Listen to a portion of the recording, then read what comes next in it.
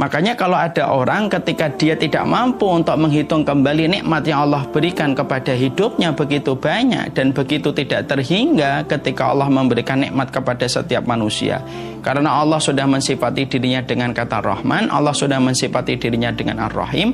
Orang yang sudah lupa besarnya nikmat yang Allah berikan kepadanya pasti sasak dadanya dan pasti dia akan menyalahkan takdir, dan pasti ujung ketika menyalahkan takdir, menyalahkan Sang Khalik atas ujian dan atas episode yang terjadi pada hidupnya. Apa yang terjadi? Frustasi, depresi, dan bisa jadi berakhir dengan mengakhiri hidupnya dengan mati bunuh diri. Nah, itu yang kita khawatirkan. Padahal nikmat itu terus Allah berikan pada kehidupan kita. Bahkan maaf ya, kalau kita kemudian mengkorelasikan, bahkan ketika kita di kamar mandi pun, kita itu sebenarnya pun mendapatkan nikmat dari Allah. Makanya ucapan manusia ketika mereka keluar dari kamar mandi itu apa? Ucapan manusia ketika keluar dari kamar mandi, ucapannya itu adalah Ghufranaka. Mungkin kita agak sedikit bingung, kenapa ketika keluar kamar mandi membaca Ghufranaka? Artinya Ghufranaka itu astagfirullah, saya memohon ampunanmu ya Allah. Kita kan bertanya-tanya, kenapa kita harus memohon ampun ketika kita habis buang air atau buang air kecil ataupun buang air besar? Kenapa harus membaca Ghufranaka? Kok kelihatannya tidak ada korelasinya? Padahal kalau kita mau masuk kamar mandi, apa doanya kita? Allahumma inni a'udzubika minal khubusi wal khaba'is. Kalau kita akan masuk kamar mandi, kita membaca, ya Allah, aku berlindung diri dari setan jantan dan setan betina. Itu relate banget. Itu memang pas kalau kita akan memasuki kamar mandi membaca doa, aku memohon diri dari setan dan jantan dan aku memohon diri dari memohon perlindungan dari setan betina. Pas, karena memang kamar mandi itu merupakan tempat yang paling disenangi oleh setan jantan dan setan betina. Pas itu. Artinya akal kita bisa menerima. Tapi kalau kita keluar kamar mandi, kenapa kita membaca Ghufranaka? Apa hubungannya kamar mandi dan apa yang kita lakukan ketika di kamar mandi sampai kita keluar kamar mandi membaca Ghufranaka? Ternyata para ulama menjelaskan, karena sesungguhnya kenapa kita keluar kamar mandi membaca Ghufranaka? Karena sesungguhnya kita ketika buang air besar atau buang air kecil, kita ini sering tidak sadar bahwasanya aktivitas membuang air besar dan aktivitas membuang air kecil tidak akan pernah terjadi, tidak akan pernah mampu dilakukan, kecuali karena nikmat yang Allah berikan. Barulah apa yang kita sentor di flush itu, apa yang kita sentor di WC itu, apa yang kita bersihkan di kamar mandi itu, tidak akan pernah keluar kotoran itu, kecuali nikmat yang Allah berikan kepada kita. Karena manusia suka lupa bahwasanya kotoran yang baru saja dia keluarkan, kencing yang baru dia keluarkan itu merupakan nikmat dari Allah. Makanya ketika keluar dia membaca Ghufranaka, ya Allah ampuni kami ya Allah, ketika kami lupa bahwasanya kotoran yang baru kami sentor, kencing yang baru kami siram, ternyata itu pun tidak akan terjadi kecuali karena nikmat-Mu. Jadi nikmat Allah itu betul-betul sempurna. Makanya sampai Allah ulang-ulang di dalam surat Ar-Rahman, fa bi ayyi ala'i rabbikuma tukadziban, nikmat mana yang kamu dustakan kembali? Nikmatnya itu banyak. Dan manusia itu cenderung melupakan kenikmatan besar yang Allah berikan kepadanya.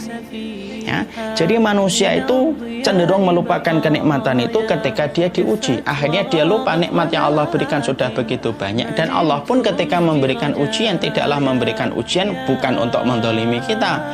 Kalaupun memberikan ujian pun juga merupakan bagian dari nikmat itu. Insya Allah.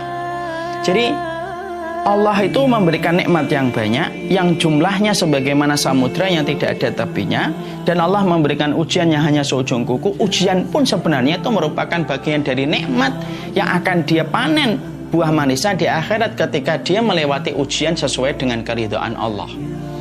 Bukankah ada orang yang diberikan ujian oleh Allah supaya dia lebih dekat dengan Allah?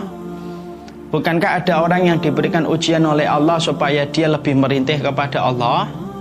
Bukankah ada orang yang diberikan ujian supaya dia dihindarkan dari berbagai macam maksiat dan berbagai macam penyimpangan ketika dia diberikan nikmat tetapi justru melalaikan?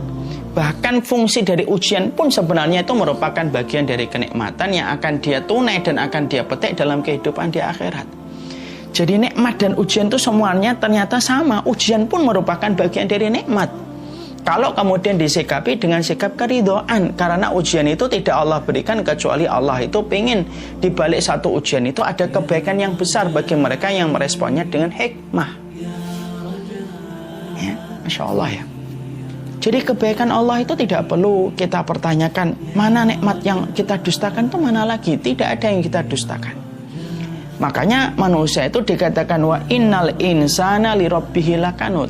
Apakah ini bicara kepada setiap orang? Iya, bicara kepada setiap orang yang tidak dijaga dengan iman, tidak dibimbing dengan petunjuk ilmu. Akhirnya ketika manusia itu tidak dibimbing dengan keimanan dan tidak mendapatkan petunjuk ilmu, dia akan menjadi orang yang lakanut. Lakanut itu akan selalu mengingkari nikmat yang Allah berikan kepadanya, padahal Allah itu paling tidak suka ketika kenikmatan itu diingkari oleh manusia. Ya. Ada beberapa konteks ke orang-orang yang mengingkari kenikmatan itu. Konteks yang pertama yaitu orang yang mengingkari kenikmatan itu, kapan konteksnya itu kita mengingkari kenikmatan? Mengingkari kenikmatan itu ada beberapa konteksnya. Satu, manusia itu disebut mengingkari kenikmatan, yaitu adalah ketika menyadarkan kenikmatan yang dia dapatkan pada hidupnya bukan kepada Khalik, tetapi dia menyadarkan kenikmatan itu hanya kepada makhluk dan melupakan Khalik yang telah memberikan kenikmatan itu kepadanya. Dan ini termasuklah kanut. Ya'rifuna nikmatallah summa yunkirunaha. Ya. Makanya ya'rifuna nikmatallah summa yunkirunaha. Mereka mengetahui nikmat dari Allah kemudian mereka mengingkarinya. Contohnya apa Ustadz? Ini termasuk hal yang mengingkari kenikmatan ketika mereka itu tidak bersyukur kepada Allah. Kamu diberikan kenikmatan oleh Allah, tetapi kamu menyandarkan nikmat itu dari manusia. Kalau bukan karena dia, hidup saya tidak akan beruntung. Itu menyandarkan nikmat itu kepada manusia dan melupakan Allah. Makanya perkataan yang tidak dibenarkan di dalam sisi akidah itu perkataan manusia ketika manusia diberikan nikmat kepada Allah tetapi menyandarkan kepada makhluk. Untung saja kamu datang. Kalau kamu nggak datang, saya tidak tahu urusan saya nanti akan jadi bagaimana. Itu nggak disukai oleh Allah. Untung anjing ini menjaga rumah saya. Kalau tidak ada anjing ini, wah rumah saya sudah kebobolan. Itu namanya menyandarkan nikmat kepada makhluk dan mengingkari nikmatnya itu dari Allah. Makanya setiap orang ketika mereka mendapatkan nikmat, pertama kali yang kita harus pahami nikmat itu datangnya dari Allah. Manusia dan makhluk hanyalah perantara. Kita sembuh ketika kita bertemu dokter, jangan kemudian kita menganggap dokter itulah yang menyembuhkan, dia wasilah. Makanya kita mengatakan jazakallah khair Pak Dokter, karena wasilah yang Allah berikan kepadamu akhirnya saya mendapatkan kesembuhan. Tapi sembuhnya itu datang dari Allah. Mengatakan obat ini menyembuhkan itu namanya menyandarkan nikmat kepada selain Allah. Dengan izin Allah obat ini dengan izin Allah menyembuhkan. Nah, itu yang benar. Jangan suka mengatakan untung, jangan suka mengatakan jikalau, karena sesungguhnya itu termasuk lakanut. Orang yang mereka itu mengingkari nikmat dari Allah itu apa? Menyandarkan nikmat itu kepada manusia tetapi melupakan Allah yang menjadi sumber dari kenikmatan itu. Manusia, makhluk itu hanyalah perantara dari nikmat yang sudah Allah berikan pada kehidupan kita. Ya. Nah, ini hal kecil tapi ternyata dampaknya besar pada kehidupan kita.